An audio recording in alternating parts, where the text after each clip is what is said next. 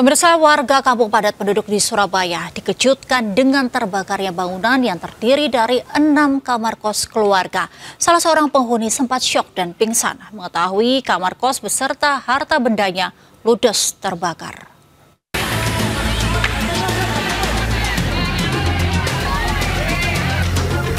Kobaran api dengan cepat membesar dan melalap sebuah rumah di Jalan Ambengan Selatan Karya, Kecamatan Tambak Sari, Surabaya. 6 petak kamar kos khusus keluarga yang berada di dalam bangunan tersebut ludes terbakar. Diduga kebakaran akibat arus pendek listrik di salah satu kamar. Meski tidak ada korban jiwa dalam kebakaran tersebut, namun salah seorang penghuni sempat syok dan pingsan mengetahui kamar kos beserta harta bendanya ludes terbakar.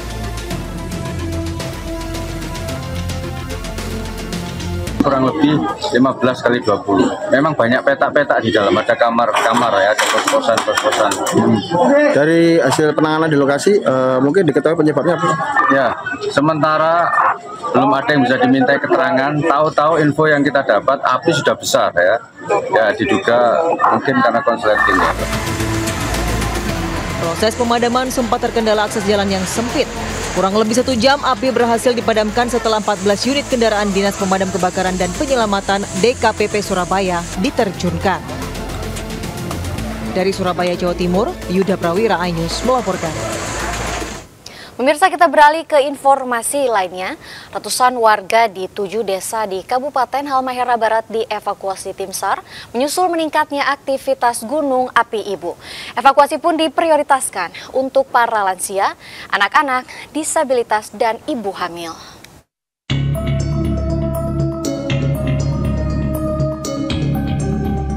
Badan Penanggulangan Bencana Daerah BPBD Kabupaten Halmahera Barat, Tagana, serta Polri mengevakuasi ratusan warga di 7 desa sekitar Gunung Api Ibu. Evakuasi diprioritaskan untuk lansia, anak-anak, penyandang disabilitas, serta ibu hamil. Mereka dibawa ke posko pengungsian yang sebelumnya telah dibangun pemerintah daerah Halmahera Barat di Kecamatan Ibu Tengah. Sementara untuk pria dewasa masih tetap bertahan di rumah masing-masing untuk menjaga harta benda mereka. Mitigasi lebih awal dilakukan menyusul aktivitas Gunung Api Ibu yang terus meningkat. Datang dari level 3 siaga menjadi level 4, dalam posisi ini level 4 awas. Dan malam ini kami dari BPBD untuk sementara titik evakuasi yang sementara kami tempatkan yaitu di gedung pertemuan di samping kediaman pecamat sebagai titik evakuasi. Sebelumnya, Gunung Api Ibu menyemburkan abu vulkanik setinggi 5.000 meter dari bukaan kawah dengan intensitas tebal condong ke arah utara dan timur laut. Pos pengamatan pun mengeluarkan peningkatan status dari level 3 siaga naik jadi level 4 awas, serta memperluas radius aman 4 km dengan luas sektoral 7 km dari arah bukaan kawah di bagian utara Gunung Ibu. Dari Ternate, Maluku Utara, Ismail Sangaji, iNews melaporkan. Sementara itu, pemirsa, Gunung Semeru di Lumajang, Jawa Timur kembali alami erupsi dengan menyemburkan kolom abu vulkanik setinggi 900 meter dari puncak pada Jumat pagi. Tercatat dalam 6 jam terakhir, Gunung Semeru alami 10 kali gempa letusan. BPBD Kabupaten Lumajang mengimbau warga untuk tetap waspada, mengingat Gunung Semeru masih berstatus siaga atau level 3.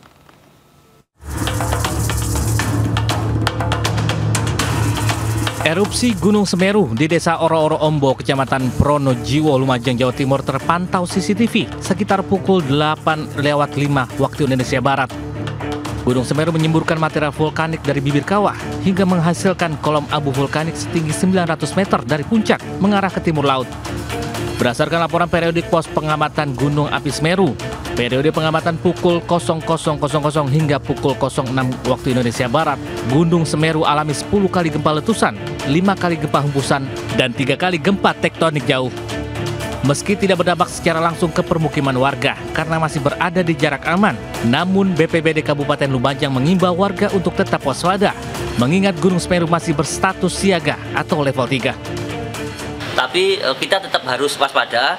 Khawatirnya nanti ada sesekali cuaca ekstrim yang berakibat akan adanya dampak yang bisa mengkhawatirkan. Salah satunya tahu-tahu satu hari hujan dengan intensitas deras. Walaupun kemungkinannya kecil, tapi tetap harus waspada karena itu yang menjadi perhatian kita khususnya di aliran Semeru. Sementara itu, berdasarkan rekomendasi Pusat Vulkanologi Mitigasi dan Bencana Geologi, masyarakat dilarang melakukan aktivitas apapun di radius 13 km dari puncak dan 500 meter dari sepadan sungai sepanjang jalur aliran lahar sejauh 17 km karena berpotensi terjadi perluasan awan panas guguran. Dari Lumajang, Jawa Timur, Yayan Nugroho, Anyus melaporkan. Upaya pencarian korban banjir bandang di Sumatera Barat masih terus berlanjut. Di tanah datar, sepasang lansia dievakuasi tim SAR setelah terisolir selama 5 hari.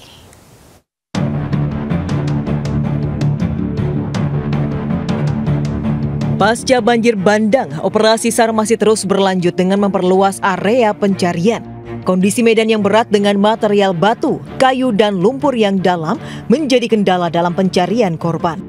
Untuk mencari korban yang belum ditemukan, petugas mengerahkan anjing pelacak.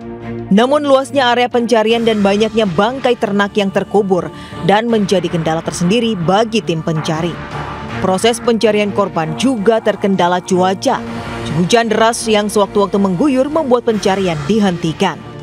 Di tanah datar, tim SAR gabungan mengevakuasi pasangan lansia yang terisolir di rumahnya di kawasan Bukit Gombak, Kecamatan Limakaum, Kabupaten. Tim SAR harus menyeberangi sungai berarus deras untuk mengevakuasi mereka. Keduanya tidak bisa menyeberang sungai karena jembatan penghubung hancur diterjang banjir bandang. Setelah dievakuasi, keduanya langsung dibawa ke rumah sakit. Sang suami diketahui memiliki riwayat sesak nafas. Sementara itu, Pusat Vulkanologi dan Mitigasi Bencana Geologi (PVMBG) mengimbau masyarakat yang bermukim di sekitar lembah dan bantaran sungai yang berhulu di puncak Gunung Marapi tetap mewaspadai potensi ancaman bahaya lahar. Hujan deras dapat meluncurkan material abu vulkanik yang menumpuk di puncak gunung dan memicu terjadinya banjir lahar dingin susulan. Tim Liputan iNews melaporkan. Pemirsa, akibat diterpa angin kencang, bagian depan Mall Pelayanan Publik milik pemerintah Kabupaten Sintang ambruk. Tidak ada korban jiwa dalam peristiwa ini, namun 2 mobil yang terparkir di halaman itu rusak akibat tertimpa reruntuhan bangunan.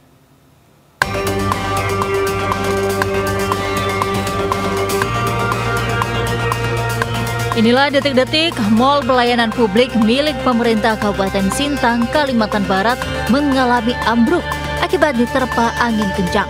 Bagian depan Mall Pelayanan Publik itu tiba-tiba ambruk dan menimpa mobil yang berada di bawahnya. Beruntung tak ada orang di bawah saat kejadian terjadi hingga tak jatuh korban. Akibat kejadian ini, 2 mobil yang terparkir di halaman gedung itu hancur. Mobil pelayanan SIM keliling milik Polres Sintang dan 1 mobil dinas kantor itu sendiri rusak akibat tertimpa reruntuhan bangunan. Kan ada lepas di ujungnya pertama, jadi ngikut semua berayun. Jam 4.20 lah. Saat jam kerja ya Pak? Saat masih jam kerja? Masih ada orang lembur di sini. Akibat kejadian ini, pelayanan warga sempat terganggu. Saat ini, petugas masih menyelidiki penyebab ambruknya bagian depan gedung tersebut. Dari Sintang, Kalimantan Barat, Trianto, iNews melaporkan. Hujan deras yang mengguyur Kota Padang sejak Jumat siang mengakibatkan tanah longsor di kawasan Sitinjau Lawik, Panorama 2, Kecamatan Lubuk Kilangan, Kota Padang. Akibatnya, akses jalan dari Padang menuju Kabupaten Solok terputus selama 4 jam.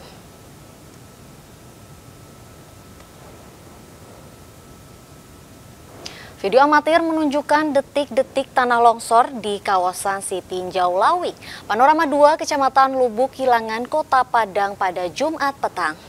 Dalam hitungan detik, material tanah disertai batu dan pepohonan dari bukit menutup jalan dan nyaris menimbun moil tangki air. Longsor sepanjang 20 meter dengan ketinggian 7 meter ini tak pelak menutup akses jalan lintas Sumatera Padang Solok. 1 unit alat berat dari Dinas PU dan sejumlah petugas dari BPBD, polisi, dan TNI dikerahkan untuk membersihkan material longsor.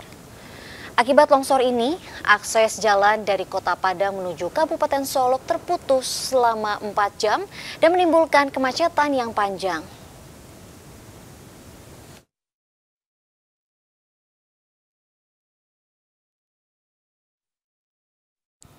Pemirsa, upaya pencarian korban banjir bandang di Sumatera Barat terus berlanjut.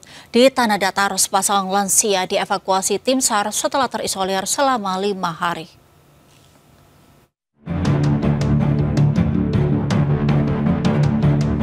Pasca banjir bandang, operasi SAR masih terus berlanjut dengan memperluas area pencarian.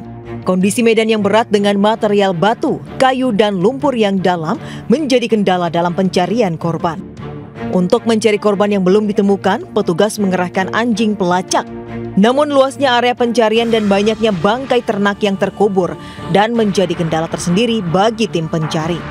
Proses pencarian korban juga terkendala cuaca. Hujan deras yang sewaktu-waktu mengguyur membuat pencarian dihentikan. Di Tanah Datar, tim SAR gabungan mengevakuasi pasangan lansia yang terisolir di rumahnya di kawasan Bukit Gombak, Kecamatan Limakaum, Kabupaten. Tim SAR harus menyeberangi sungai berarus deras untuk mengevakuasi mereka. Keduanya tidak bisa menyeberang sungai karena jembatan penghubung hancur diterjang banjir bandang. Setelah dievakuasi, keduanya langsung dibawa ke rumah sakit. Sang suami diketahui memiliki riwayat sesak nafas. Sementara itu, Pusat Vulkanologi dan Mitigasi Bencana Geologi PVMBG mengimbau masyarakat yang bermukim di sekitar lembah dan bantaran sungai yang berhulu di puncak Gunung Marapi tetap mewaspadai potensi ancaman bahaya lahar. Hujan deras dapat meluncurkan material abu vulkanik yang menumpuk di puncak gunung dan memicu terjadinya banjir lahar dingin susulan. Tim Liputan iNews melaporkan.